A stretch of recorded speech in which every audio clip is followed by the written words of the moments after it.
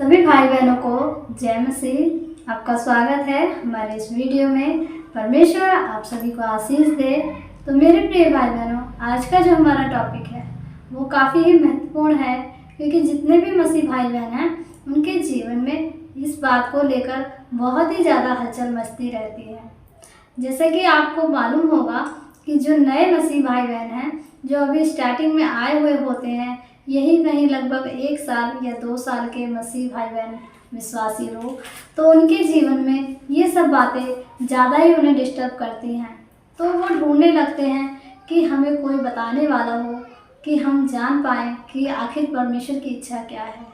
तो मेरे प्रिय भाई बहनों, सबसे पहले हमें ये सोचना चाहिए कि जो हम कर रहे हैं, क्या वो बाइबल हमें इजाज़त देती है? क्या बाइबल के अनुसार हम चल रहे हैं? अगर वो चीज़ें बाइबल में मिलती हैं आपको, तो बिल्कुल उसी के अकॉर्डिंग आपको चलना है। अगर जो चीज़ें आप सोच रहे हैं वो परमेश्वर के वचन के अलावा है, तो उन चीज़ों को हमें अवॉइड करना है, इग्नोर करना है, उन चीज़ों से हमें परे रहना है। तो मेरे प्रिय भाई बहनों, आज का जो हमारा टॉपिक है, जैसे कि आप देख रहे हैं कि जो ये संसारिक लोगों का त्यौहार दीपावली आ रहा है, तो इसी को लेकर है। तो मेरे प्रिय भाई बहनों, ये मैसेज हमारा अपने मसीह भाई बहनों के लिए है बाइबल के अकॉर्डिंग। अगर कोई हिंदू भाई बहन इस वीडियो को देख रहा है या फिर उसके पास ये वीडियो शेयर हो जा रही है, तो प्लीज़ वो लोग इग्नोर कर दें, क्योंकि हमारा परमेश्वर, जीवता परमेश्वर, कभी किसी को ठेस नहीं पहुंचाता और ना ही किसी की उलाहना करता है। तो हम अपने मसीह भाई बहनों के लिए ये वीडियो बनाते हैं कि उन्हें क्या करना चाहिए, क्या नहीं। तो आज का हमारा जो टॉपिक है, क्या मसीह भाई बहन दीपावली मना सकते हैं या नहीं। तो वीडियो में आप लास्ट तक बने रहिए, तभी आपको पता चलेगा कि हम मसीह भाई बहन दीपावली का त्यौहार मना सकते हैं या नहीं। तो आइए हम चलते हैं बाइबल की तरफ। बाइबल हमें क्या बताती है, क्योंकि हमारा जीता जागता परमेश्वर वचन है। अगर हम वचन के अकॉर्डिंग चलते हैं तो सचमुच परमेश्वर को हम पाते हैं। अगर हम वचन के अलावा और कुछ अपने जीवन में ऐड कर लेते हैं, तो वो चीज़ें शैतान की ओर से होती हैं, और परमेश्वर कभी नहीं चाहता कि मेरे बच्चे इस चीज़ों को अपने जीवन में रखें। क्योंकि हम जब शैतान के पीछे चलते थे, परेशानियों में और दुखों में थे, तब हमारे जीवते परमेश्वर ने हमें आवाज़ दी, हमें बुलाया नाम लेकर, और अपनी संतान होने का हमें हक दिया। तो जब हम परमेश्वर पिता की संतान बन चुके हैं, तो हमें चाहिए कि हम अपने पिता की आज्ञाओं पर चलें, और हमारा पिता जो चाहता है वह हम करें, क्योंकि ये जीवन हमारे परमेश्वर पिता के हवाले हो चुका है। तो आइए मेरे प्रिय भाई बहनों, समय को न गंवाते हुए हम वचन की ओर चलते हैं। जैसे कि आपने पढ़ा भी होगा, और जिन भाई बहनों ने नहीं पढ़ा तो उनके लिए मैं पढ़ना चाहूँगी निर्गमन 20 अध्याय। ये हमारा पुराना नियम है, तो उसमें वचन हमें क्या बताता है, उसमें परमेश्वर की 10 आज्ञा हैं। तो जब हम तीसरे आयत में पढ़ते हैं, तो मुझे छोड़ दूसरों को ईश्वर करके ना मानना, तू, और चौथी आयत, तू अपने लिए कोई मूर्ति खोदकर ना बनाना, ना ही किसी की प्रतिमा बनाना, और जो आकाश में है या पृथ्वी पर या फिर पृथ्वी के जल में, तू उसको दंडवत ना करना। हालेलुया। तो मेरे प्रिय भाई बहनों, जब परमेश्वर ने हमें ये आज्ञा शुरू से दे दी है, तो हम अपने परमेश्वर को छोड़ किसी और के पीछे क्यों जाएं? हम अपने परमेश्वर को छोड़ किसी और के पीछे जाने के लिए क्यों सोचें अपने मन में, जब हमारा एक ही जीवित खुदा है, जो हमें उद्धार दे सकता है, जो हमें शांति दे सकता है, जो हमें मोक्ष दे सकता है, जो हमें आत्मिक बना सकता है, जो हमें हर पाप से बचा सकता है। तो उसे छोड़ के हमें दूसरे ईश्वर के पास जाने की क्या जरूरत है। जैसा कि मेरे नए मसीह भाई बहन सोचते हैं कि हम परमेश्वर का धन्यवाद करके ये त्यौहार मना सकते हैं, तो उन्हें मैं ये बताना चाहूँगी कि जैसा कि वचन में बताया कि तुम मुझे छोड़कर किसी और को ईश्वर करके ना पूजना, ना मानना। तो मेरे प्रिय भाई बहनों, ये त्यौहार हम मसीह भाई बहनों के लिए नहीं है, क्योंकि इसके पीछे कई रीज़न हैं। इसके पीछे बहुत ही ज़्यादा पुरानी कथाएं हिंदू धर्म से जुड़ी हुई, जैसा कि कहा जाता है कि श्री राम जी इस दिन जीत कर आए थे, रावण का वध कर आए थे, और अयोध्या वासियों ने उनकी खुशी में दिए जलाए। और कहा जाता है लक्ष्मी गणेश की पूजा होती है। तो ये सब जो मूर्ति पूजा है, क्या हम मसीह भाई बहनों के लिए बना है? परमेश्वर ने खुद ही साफ साफ कह दिया है कि तुम मूर्ति पूजा ना करना। तो मेरे प्रिय भाई बहनों, जो इंसान जो मूर्ति की पूजा करते हैं, ये संसारिक लोग, क्या वो मूर्ति उनकी रक्षा कर सकती है? मूर्ति के सामने कोई भी गलत काम हो रहा होता है तो क्या वो मूर्ति उसको रोक सकती है? कभी नहीं। जो मूर्ति अपनी रक्षा नहीं कर सकती तो उसके पूजने वालों की रक्षा वो क्या करेगी? कुछ भी नहीं। इसका कोई अस्तित्व नहीं है। ये संसारिक लोग हैं, अपने मन को झूठी तसल्ली देने के लिए इस तरह का काम कर रहे हैं, क्योंकि इनके पूर्वजों ने ये अपराध किया और वही उसी चीज़ में ये पले बड़े ढले और वही चीज़ आज भी करते आ रहे हैं। तो इसकी सज़ा तो परमेश्वर इनको देगा ही। जब हम इसमें से हट के अलग हो गए हैं, परमेश्वर की संतान बन गए हैं, तो फिर क्यों हम इस सज़ा के भोगी हों? क्यों इस सज़ा के लिए हम अपने आप को तैयार करें? हमें नया जीवन मिला है, परमेश्वर पिता ने हमें चुना है। मेरे प्रिय भाई बहनों, ये लोग जो 2 दिन 4 दिन का ये त्यौहार मनाते हैं, इस त्यौहार से क्या होता है? बुराई उत्पन्न होती है, एक दूसरे से ईर्ष्या जलन होती है। कोई सोचता है मैं किससे बढ़कर कितना अच्छा अमीर हो जाऊं, मेरी बिल्डिंग अच्छी लगे और मेरे घर की सजावट अच्छी हो, और इसमें कितने लोग दुश्मनी भी निकालते हैं। बहुत ज़्यादा लड़ाई झगड़े होते हैं, जो बम पटाखे फोड़ते हैं लोग, उससे भी कई हादसे होते हैं, जैसा कि आप न्यूज़ में सुनते होंगे। तो इन सब चीज़ों से बुराई होती है और कुछ नहीं।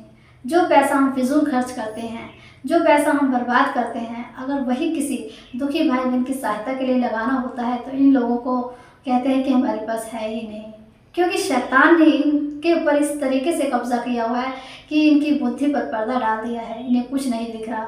लेकिन अंत का समय आने वाला मेरे प्रिय भाई बहनों, हमें बिल्कुल अलर्ट रहना है, हमें अपने परमेश्वर पिता के आगे पे चलना है।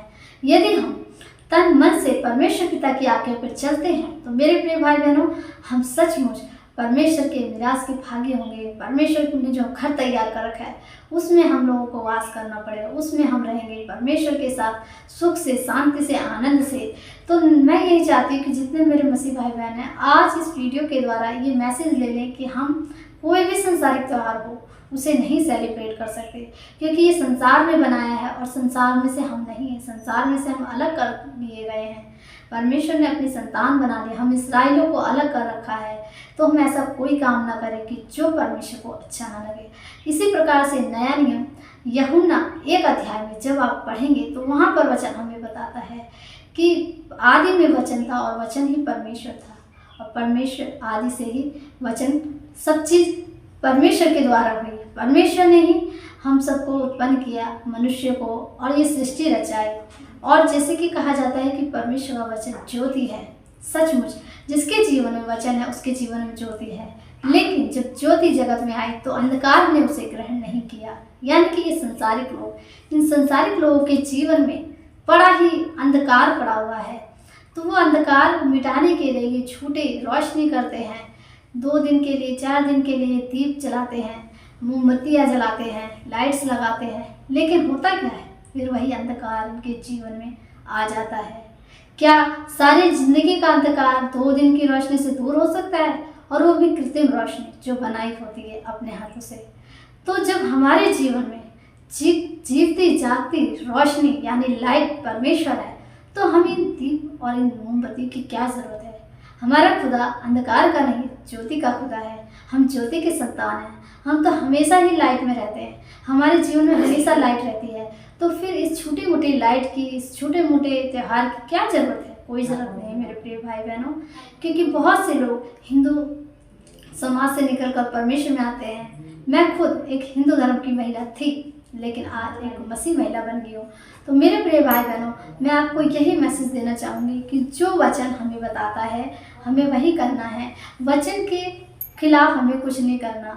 सच्चे मसीह की ये पहचान होती है कि वो अपने पिता की आज्ञाओं पर चले, वचन पर चले। तो आपको मैं यही मैसेज देना चाहूँगी कि अगर अभी भी आप ये त्यौहार मनाते थे, जाने अनजाने आप कुछ भी इसमें सेलिब्रेट करते थे, तो आज से आप लोग बिल्कुल भी इससे दूर रहें। और एक चीज़ मेरे प्रिय भाई बहनों, जो लोग कहते हैं कि अगर कोई हिंदू भाई बहन आकर आपको कहता है हैप्पी दिवाली, तो हम क्या कहें?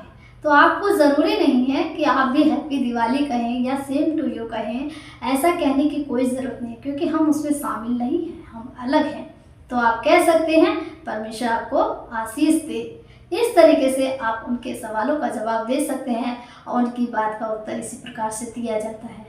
इस प्रकार से आप ना ही कोई गुनाह करेंगे, वरन परमेश्वर को भाते रहेंगे और परमेश्वर का ही नाम आपके मुख से निकलेगा। तो हमें चाहिए ये कि हम परमेश्वर की आज्ञा पे एकदम सटीक बने रहें और चलते रहें अंत तक, क्योंकि परमेश्वर का वचन हमें यही भी बताता है कि बुलाए तो बहुत हैं लेकिन चुने थोड़े हैं। तो ऐसा ना हो कि हम बुलाए वालों में ठहरे, हमें चुने हुए लोगों में ठहरना है और अंत तक परमेश्वर पिता की महिमा में बने रहना है। और जो शैतान यही चाहता है कि आपके मन को बहकाए, आपके मन में ऐसी चीज़ें डालें कि आप उत्तेजित हों इन सब चीज़ों को करने के लिए, तो इनसे आप बचे रहें। इस वीडियो के द्वारा आपको सचमुच गहराई से जब वचन में जाएंगे तो बहुत ही बड़ा मैसेज मिलेगा और आप समझेंगे कि हाँ, ये त्यौहार हमारे लिए बिल्कुल ही गलत है। हमें बिल्कुल भी संसार के सदृश नहीं बनना है, जैसे कि रोमी अध्याय भी हमें बताता है। संसार के सदृश हमको बिल्कुल नहीं बनना है। जैसा हमारा पिता चाहता है वैसा हम करें, उसी तरह का जिलें जैसे कि बाइबल हमें बताती है। तो आई होप कि आपको एक मैसेज मिला होगा और मैं आपसे यही रिक्वेस्ट करूँगी कि आप परमेश्वर की महिमा में बने रहें, आगे तक चलते रहें। वो खुदावंद आपके जीवन में ढेर सारी ब्लेसिंग दे, ढेर सारी आशीष दे। तो इस वीडियो में मैं यही मैसेज देना चाहूँगी। अगर आपको कुछ पूछना है तो कमेंट करके आप पूछ सकते हैं। मैं आपके कमेंट के ऊपर एक वीडियो बनाकर आपकी बातों का, आपके प्रश्नों का उत्तर दूँगी। तो मेरे प्रिय भाई बहनों, अब इस वीडियो में इतना ही। समय बहुत हो चुका है, अब मैं चलती हूँ। अगली वीडियो में मिलूंगी। परमेश्वर आपको ब्लेस करे। जय मसीह।